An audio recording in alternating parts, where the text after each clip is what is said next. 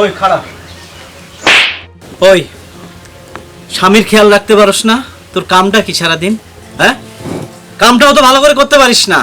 রান্না বান্না, ঘর গুছানো, এই থালা বাসন ধোয়া, এটাও তো ভালো করে করতে পারস না। হ্যাঁ, আর আমি যে একটা মানুষ, এই যে বাইরে থেকে কাম করে আইছি, তুই এদিকে খেয়াল রাখবি না?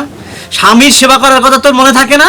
তোর মনে থাকে কি? হ্যাঁ, তোর বাপ মা তোরে কাম কাজ কিছু শেখায় নাই নাকি? হ্যাঁ, এইভাবে কি কোনো সংসার হয়? বিয়ে করে এই বাড়ি আউনের পর থেকে তো তোর আমি কোনো কাম কাজের মধ্যে কোনো দেখতেছি না। এই যে আজকে যে তোরে মারলাম না, আজকের পর থেকে দেখবি সব কাম ঠিক হইব।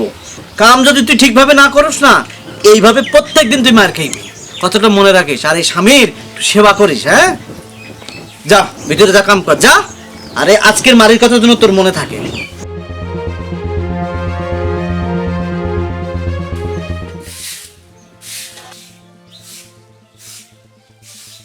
মাইক ডাউনের পর থেকে এখন তুমি সব কাম ভালোভাবে করতেছো। হ্যাঁ, উঠান ঝাড়ে দিতেছো, থালা বাসন ধুইতেছো, কাপড় চোপড় কাইসা শুকাই দিতেছো, ঠিক মতো খাওয়ান দিতেছো, সেবা করতেছো। এটাই তো দরকার ছিল। আসলে গায়ে হাত না তুললে না ঠিক মতো সাইজ হয় না।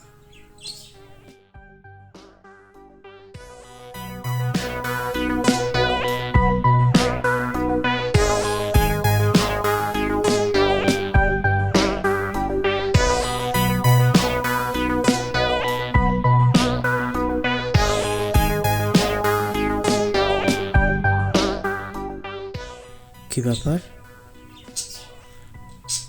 কই গেল সে? বিছানাতে নাই।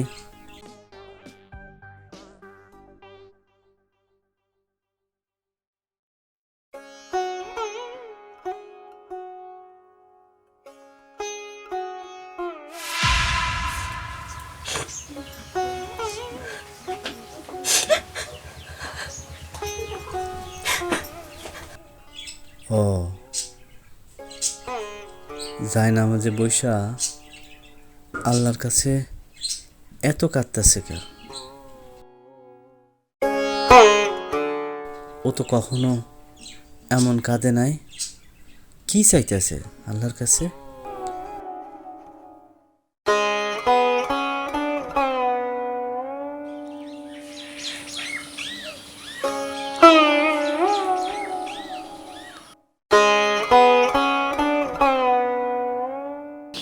কি ব্যাপার, এখানে দাঁড়িয়ে আকাশের দিকে তাকিয়ে কি ভাবছো? কিছু না। দাঁড়াও, আমি তোমার জন্য চা নিয়ে আসি।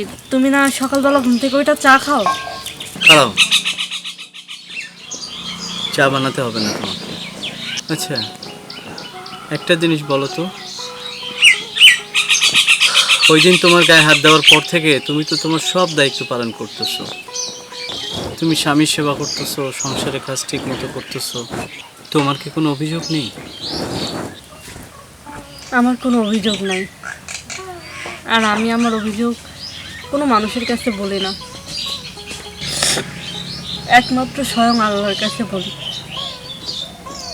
যে সব কিছুর মালিক। সে আমার মনের সব অবস্থা জানে।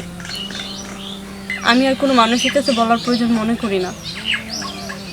তাহলে এই ভোর রাতে জায়নামাজে বসে দুহাত তুলে তুমি কাঁদছিলে কেন?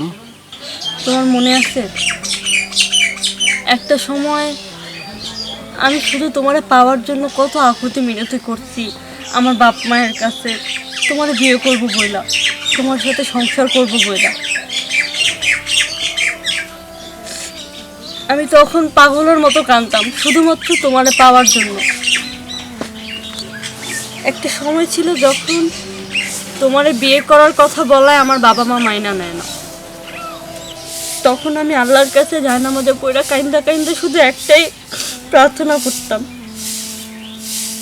যে আমি তোমারে চাই, আমার কিচ্ছু লাগবো না। এই মানুষটা হইলে আমার আর পৃথিবীর কোনো কিছু অপূর্ণ থাকবো না। আর এখন আমি আল্লাহর কাছে কাঁদি কেন জানো? আজকে আমি চাইছি আল্লাহ যেন আমার এই মানুষটার কাছ থেকে মুক্তি দেয়,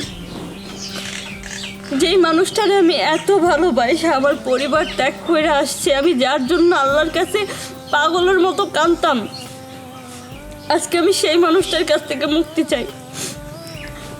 আমি আর তোমার লগে থাকতে পারতেছি না, আমার দম বন্ধ হয়ে আছে। আমার মনে হয় কি আমি একটা জেলখানার মধ্যে বন্দি, আমার সহ্য হয় না। এই বাড়িতে তো একমাত্র তুমি আমার আপন, আমার তো আর কেউ নাই তুমি ছাড়া। সে তুমিও আমারে বোঝো না, তুমি কি না ছোট ছোট বিষয়ের জন্য আমার গায়ে হাত তুলো, আমারে অপমান করো, অপদস্থ করো। যাই